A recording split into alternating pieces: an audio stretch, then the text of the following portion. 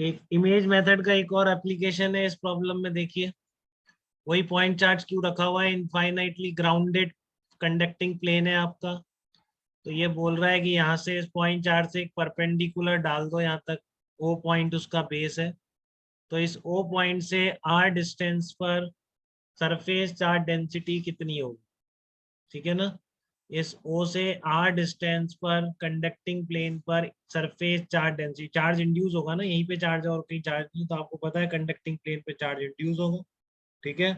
तो यहाँ से आर डिस्टेंस पर जो चार्ज इंड्यूस होगा उसकी सरफेस चार्ज डेंसिटी कितनी होगी, उससे हमने भी निकाल लिया, आपके आंसर सही हो सकते हैं। आप देखिए एक बार कैसे करेंगे, तो सब कॉन्सेप्ट पता है आपको पहले से इसकी, तो आपको इसको वीडियो को पॉज करके एक बार अटेम्प्ट करना चाहिए खुद से, ठीक है। चलो देखो यहाँ पर, ये आपका क्यू चार्ज है, ये आपका एल डिस्टेंस ऊपर है, ये एल डिस्टेंस नीचे है। तो यहाँ पर आपने इमेज बना ली बेटा, ठीक है ना, इमेज ऐसी बनेगी। तो अब आपको पता है कि इस कहीं भी इसके ऊपर जस्ट ऊपर आकर कहीं भी किसी भी पॉइंट पर अगर फील्ड लिखनी है तो वही होगी नेट फील्ड जो आप इन दोनों चार्जेस की वजह से लिखने वाले हैं। तो आप सबको पता है क्यू इधर इस डायरेक्शन में होगी, माइनस क्यू की वजह से फील्ड इस डायरेक्शन में होगी। तो ये किसी ने बता दिया था, या आयुष नहीं बताता चल रहा था शायद, ठीक है ना। Yes sir. हाँ, टू ई कॉस थीटा सही बताया था आयुष ने एकदम। कि इस डायरेक्शन में फील्ड क्या होगी, सरफेस के परपेंडिकुलर कितना आ गया, टू ई कॉस थीटा आ गया। वो आना भी था, कंडक्टिंग प्लेन के परपेंडिकुलर ही होती है फील्ड, आपको पता है। लॉन्ग तो फील्ड इंटेंसिटी आ नहीं सकती थी, ये भी वही निकल के आ रहा है, ठीक है। कि इसके परपेंडिकुलर कितनी फील्ड निकल के आ रही है, टू ई कॉस थीटा। अब ये सब आता है आपको इसमें, एकदम किसी को भी दिक्कत नहीं है। फील्ड इंटेंसिटी लिखने में, कॉस थीटा लिखने में, सबको बात आती है इतनी, देखो आती है कि नहीं आती है, क्लियर है ना सबको बेटा ये।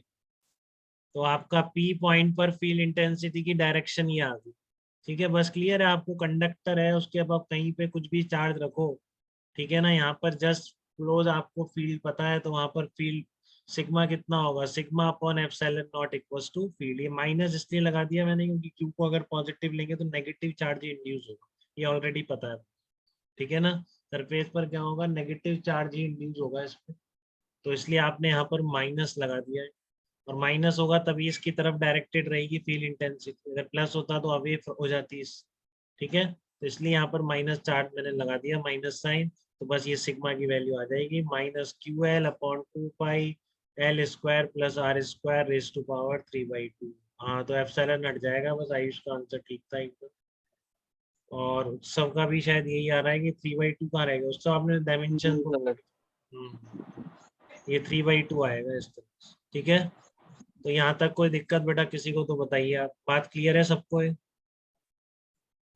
ये दोनों तीनों प्रॉब्लम क्लियर है? अभी तक 3 प्रॉब्लम्स करी है, एक तो बेसिक कि आप पॉइंट क्यू चार रखा हुआ है, किसी भी पॉइंट पर फील्ड और पोटेंशियल कैसे निकालो, फिर परपेंडिकुलर प्लेन्स वाली करी हम, उसके बाद अब ये वाली, ठीक है, कि कितना चार्ज इंड्यूस हो।